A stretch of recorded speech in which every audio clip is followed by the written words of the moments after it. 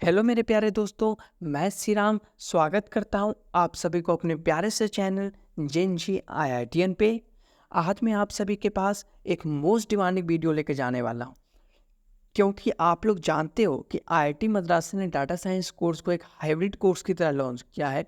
लेकिन इस कोर्स को ऑफलाइन करने के लिए भी कुछ लिमिटेशंस हैं और कुछ तरीके हैं। उन्हीं 3 तरीकों को लेकर मैं इस वीडियो में उपस्थित हुआ हूं। आशा करूंगा कि ये वीडियो आपके लिए हेल्पफुल हो। तो दोस्तों, हमारे पास जो पहला तरीका है कि इस कोर्स को ऑफलाइन परस्यू कैसे किया जाए, तो वो है हम इस कोर्स के लिए टीए बन सकते हैं। टीए का मतलब क्या है? Teaching assistant. दैट मीन्स इसका मतलब ये हुआ कि प्रोफेसर कोई क्लास लेते हैं, है ना। टीए का काम ये होता है कि प्रोफेसर ने कोई क्लास ले लिया, लेकिन अब टीए क्या करते हैं, इसका एक डाउट सेशन या ओपन सेशन लेते हैं फॉर द सेम क्लास, और यहाँ पे वो बच्चे के साथ डिस्कशन करते हैं लाइव, है ना। यहाँ पे बच्चे इनसे लाइव क्वेश्चंस वगैरह पूछ सकते हैं, जो कि आप देखे होंगे कि टीए का जो ओपन सेशन होता है, और दैट इज़ वेरी इम्प्रेसिव।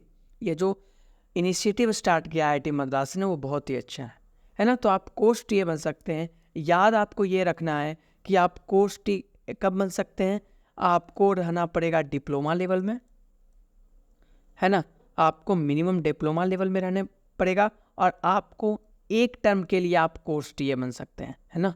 ऐसा नहीं हुआ कि आप हर बार हर टर्म के लिए आप ही को टीए के लिए चूज़ किया जाएगा। नहीं, सिंस बच्चे बहुत ज़्यादा हैं, सबको अपॉर्चुनिटी देना है, तो सबको एक टर्म के लिए बनाया जाएगा।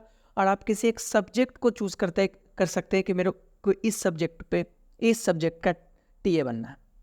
एलिजिबिलिटी क्राइटेरिया की बात करूंगा तो सीजीपीए आपको 8.5 से ऊपर रहना चाहिए। मैं तो आपको बोलूँगा कि अगर आपको टीए बनना है तो आप 9.5 से ऊपर सीजीपीए रखो। क्यों? क्योंकि यहाँ पे जो पहला फिल्ट्रेशन आता है टीए के एप्लीकेशन में, वो सीजीपीए बेसिस पे होता है।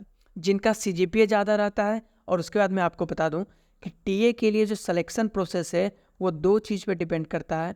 आपका सीजीपीए कैसा है ना। दूसरा, अगर आप स्टैंड अलोन डिग्री कर रहे हैं, तो जो स्टैंड अलोन डिग्री कर रहे हैं उनको प्रायोरिटी ज़्यादा दिया जाता है। और इन दोनों के सिलेक्शन के बाद आपके कुछ अदर स्किल्स को भी देखा जाता है। तो आपको याद रखना है कि अगर आपको कोर्स टीए बनना है तो आपको सीजीपीए हाई मेंटेन करना पड़ेगा, और स्टैंड अलोन डिग्री के लिए ऑलवेज ये प्रायोरिटी दिया जाए। आपको एस ग्रेड होना चाहिए जिस सब्जेक्ट के लिए अप्लाई कर रहे हैं। मान लीजिए आपने मैथ के लिए अप्लाई कर रहे हैं, तो आपको मैथ में एस ग्रेड होना चाहिए, ठीक है। और उसके साथ साथ ये जो मैं बोल रहा हूँ ना कि स्टैंड अलोन सीजीपीए के बाद आपका क्या देखा जाएगा, तो that will be your good communication skill. क्योंकि सिंस आपको यहाँ पे बहुत सारे बच्चे के साथ लाइव डिस्कशन करना पड़ेगा, ऑन द स्पॉट आपको वहाँ पे काउंटर करना पड़ेगा उनके डाउट्स को, तो एक गुड कम्युनिकेशन स्किल होना चाहिए, स्पेशली इन इंग्लिश। ये मस्ट। अगर मैं बात करता हूँ इसके बेनिफिट की, तो सबसे पहले तो आपको बेनिफिट ये है कि आप एक टर्म के लिए कहाँ पे रहने वाले हो? आप एक टर्म के लिए आईआईटी मद्रास के ऑफलाइन कैंपस पे रहने वाले हो।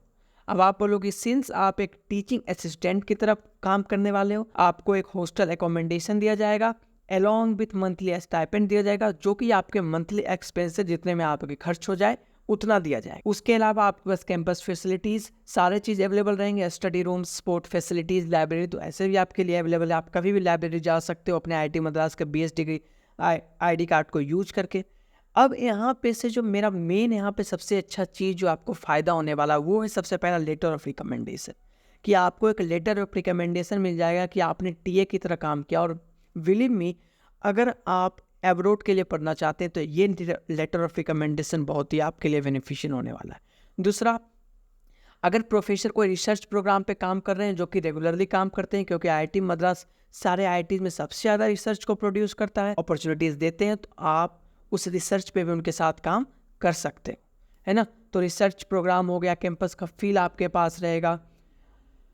और अगर आप डिग्री लेवल में हो तो आप ऑडिट कोर्स भी कर सकते हो ऑफलाइन, यानी कि आप ऑफलाइन कोर्सेज को ऑडिट भी कर सकते हो, बट इसके लिए सीट जो होगा वो लिमिटेड होगा, है ना। तो ये एक अच्छी अपॉर्चुनिटीज़ है, लेकिन जो इस पे जो वेल परफॉर्मर रहेंगे सिर्फ उन्हीं को मिलने वाला है। और लेटर ऑफ रिकमेंडेशन भी सिर्फ वेल परफॉर्मर को ही मिलने वाला है। कैंपस में घूम रहे हो तो आप कैंपस में घूमते घूमते आपको किसी सीनियर से बात हो गया, किसी कंपनी के रिक्रूटर से बात हो गया, कोई आपसे भैया से बात हो गया जो कि किसी कंपनी में एचआर हैं, तो आप अल्टीमेटली किसी भी तरह से इंटर्नशिप वगैरह फाइंड कर सकते हो। आगे मैं बात करता हूँ दूसरे तरीका का, जो कि सबसे ज़्यादा फेमस है, कि आपको एक एलिजिबिलिटी मिलता है कि आप कैंपस कोर्स में पार्टिसिपेट कर सकते हो।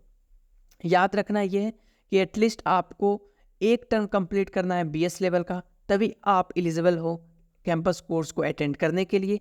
और आपको मिनिमम ऑफ ओवरऑल 8 CGPA रखना पड़ेगा, 8 CGPA ओवरऑल मेंटेन करना पड़ेगा। लेकिन फिर से मैं बोलूँगा कि अगर आपको कैंपस कोर्स में प्रायोरिटी वाइज चाहिए कि आपको अगर अप्लाई करते हो तो आपका हो ही जाए, क्योंकि सीट्स लिमिटेड रहेंगे, तो आप ज़रूर से ज़रूर 8.5 या 9 CGPA मेंटेन करना। अपॉर्चुनिटीज़ की बात करूं तो आपके पास जब अगर आप कैंपस कोर्स के लिए सेलेक्ट हो जाते हो तो आपके पास 24 क्रेडिट कैंपस कोर्सेज को अवेल करने का ऑप्शन रहेगा। अगर आप एक बार 24 क्रेडिट को अवेल कर लेते हो ऑफलाइन कैंपस कोर्स को, फिर आपको वहाँ से रिलीव किया जाए। ये जो कोर्सेज होंगे वो हैंड ऑन एक्सपीरियंस होंगे और इस तरह से वो डिज़ाइन किए गए हैं कि आपके सब्जेक्ट का प्रैक्टिकल एंड थ्योरेटिकल दोनों नॉलेज को इन्हेंस करने वाले हैं। आपको always lab work research work में पार्टिसिपेट करने का ऑप्शन अपॉर्चुनिटी ज़रूर मिलेगा, जो कि सबसे बेस्ट है। अगर IIT बाकी यूनिवर्सिटी से अलग है क्योंकि उनका जो लैब और प्रैक्टिकल एक्सपीरियंस वो देते हैं, हैंड ऑन एक्सपीरियंस देते हैं किसी भी स्किल्स के लिए, that is best all over there, है ना। अगर मैं बात करता हूँ कि कैंपस कोर्सेज में आपको एक कैंपस लाइफ में मिलेगा, है ना। आप कैंपस में रहकर आराम से किसी भी तरह के हाउस में पार्टिसिपेट कर सकते हो, क्लब्स में पार्टिसिपेट कर सकते हो, कल्चरल इवेंट में पार्टिसिपेट कर सकते हो, लाइक शास्त्रा सारंग को भी आप क्या कर सकते हो, मैनेज कर सकते हो, है ना।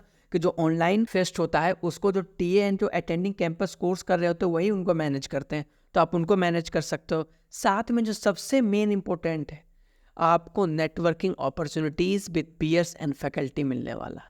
मेरे को नहीं लगता कि किसी के लिए भी इससे ज़्यादा कोई अपॉर्चुनिटीज़ होगा कि आपके पास नेटवर्किंग अपॉर्चुनिटीज़ है कि आप BS में पढ़ रहे हो लेकिन आप CS BTech के स्टूडेंट के साथ बात कर सकते हो। अगर आपके पास मतलब कि अगर वो फ्री हैं आपसे बात करना चाहते हो तो उसके बाद जो फैकल्टी के साथ आपका पीयर नेटवर्क मिलेगा ना, सपोर्ट सिस्टम, इसमें कोई दिक्कत नहीं है ना।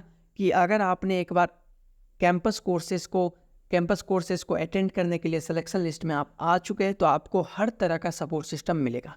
आपको कभी भी किसी तरह का डिवीजन पार्टीशन नहीं दिखाई पड़ेगा कि आप एक हाइब्रिड कोर्स से आ रहे हैं और अदर देन कोई स्टूडेंट जो कि जे एडवांस कोर्स से आ रहा है। वहाँ के फैकल्टी इतने ज़्यादा कोलैबोरेटिव है, इतने ज़्यादा ओपन माइंडेड है कि कोई भी स्टूडेंट है उसको सेम रिस्पेक्ट देते हैं। तो आपको सपोर्ट सिस्टम, मेंटरिंग प्रोग्राम या काउंसलिंग सर्विस में दिक्कत नहीं होगा। किसी भी तरह के कोर्स वर्क या कैंपस लाइफ को अगर आपको नेविगेट करना है तो रिसोर्सेज आपके लिए भी अवेलेबल रहेंगे। वहाँ पे किसी भी तरह का पार्टीशन नहीं रहेगा कि आप सिंस BS डिग्री का स्टूडेंट है तो आपको ये अवेलेबल नहीं है ना, आप ये नहीं टच कर सकते हो, आप इस चीज़ में पार्टिसिपेट कर सकते हो। ऐसा किसी भी तरह का पार्टीशन आपको देखने को नहीं मिलेगा। अगर मैं बात करता हूँ थर्ड की, तो थर्ड एक डिफिकल्ट पाथवे हो सकता है but it's also an pathway that is mentioned by IIT Madras. IIT Madras में भी आप बहुत सारे इंटर्नशिप्स फाइंड कर सकते हो। लाइक आपने TA फाइंड किया, उसी तरह आप किसी रिसर्च को आप मेल कर सकते हो, रिसर्च प्रोफेसर को मेल कर सकते हो कि मैं इस क्रिप्टोग्राफी, साइबर सिक्योरिटी, है ना, AI पे रिसर्च करना चाहता हूँ, मैं आपका इस रिसर्च से इम्प्रेस्ड हूँ और मैं चाहता हूँ कि इसमें पार्टिसिपेट करूँ। वो आपका इंटरव्यू लेंगे, वो आपको देखेंगे कि क्या आप रियली बेनिफिशियल हो कि नहीं।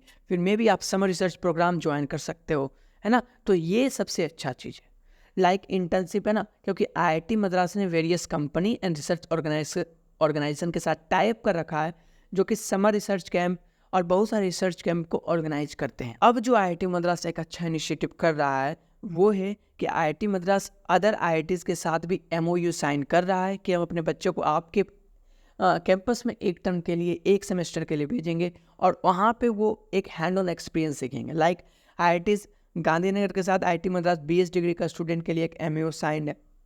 तो इस तरह का जो फ्लेक्सिबिलिटी है ना, ये आपको प्रीमियर इंस्टीट्यूट में मिलता है और इससे आपको जो सबसे अच्छा बेनिफिट होता है कि आप मल्टीपल इंस्टीट्यूट के रिसोर्सेज को कंबाइन करके अपने आप को अप स्किल कर सकते हो, क्योंकि हर IIT के पास अपना एक स्ट्रेंथ है, एक स्पेशलाइजेशन है। अगर IIT Madras NIR ranking best पे है, IIT गांधीनगर गुजरात में है, जो जिसके पास अभी सबसे ज़्यादा गुजरात में अगर बात करें तो जो भी बेस्ट कंपनीज आने वाली है, इन्वेस्टमेंट आने वाली है ना।